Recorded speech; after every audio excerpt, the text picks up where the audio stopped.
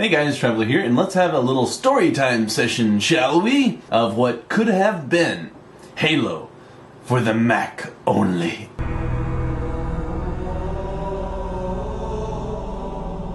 So Bungie, the company we all know and love, has been making games since the 90s, and back then they used to make games for the Mac and PC.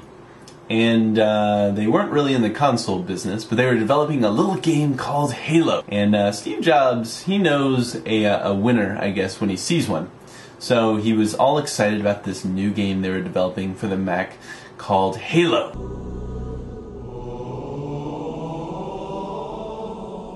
And as we all know, Halo was shaping up to be a pretty decent game. It had great cinematics, cool vehicles, interesting storyline, and best of all, great multiplayer. But what you didn't know was that it almost never came to consoles and only stayed on the PC and Macintosh platform. In fact, there's even a presentation out of Steve Jobs introducing Halo 1. Check it out.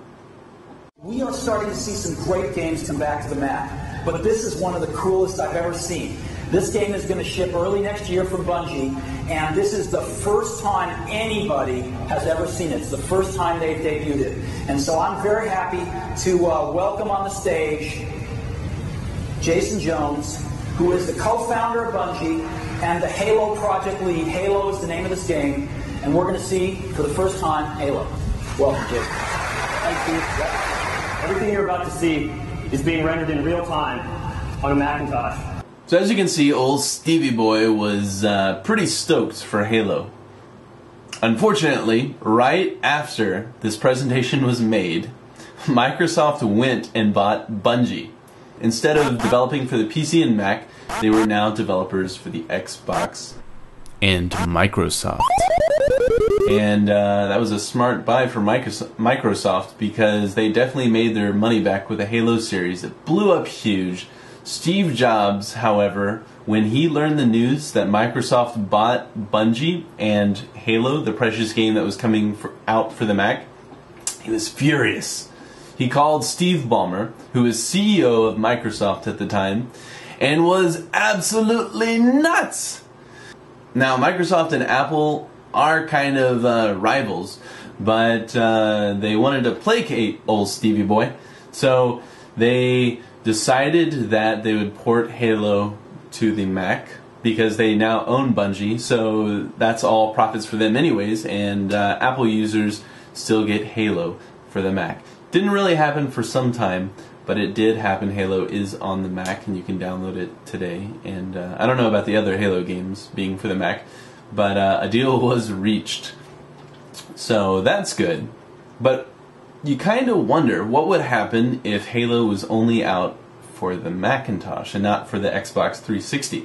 Halo is one of the games that you had to buy an Xbox 360 to enjoy Halo. What if it only came out for the Mac or the Mac and PC?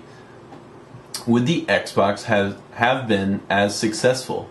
Now, some of you might say, yes, I love my Xbox 360. I don't care that there's a failure rate and I have to pay every month to play online games. I don't know. I think the Xbox 360 could have failed because this is one of the killer exclusives that they had to kind of leverage, you know, hey, 360 had a rough start, but guess what? We've got Halo. It's kind of interesting to think about. Anyways, I thought that was interesting. If you'd like to read more, you can check the more info. Got a link there to a news story about it. And that's it for today. See you guys tomorrow. Bye.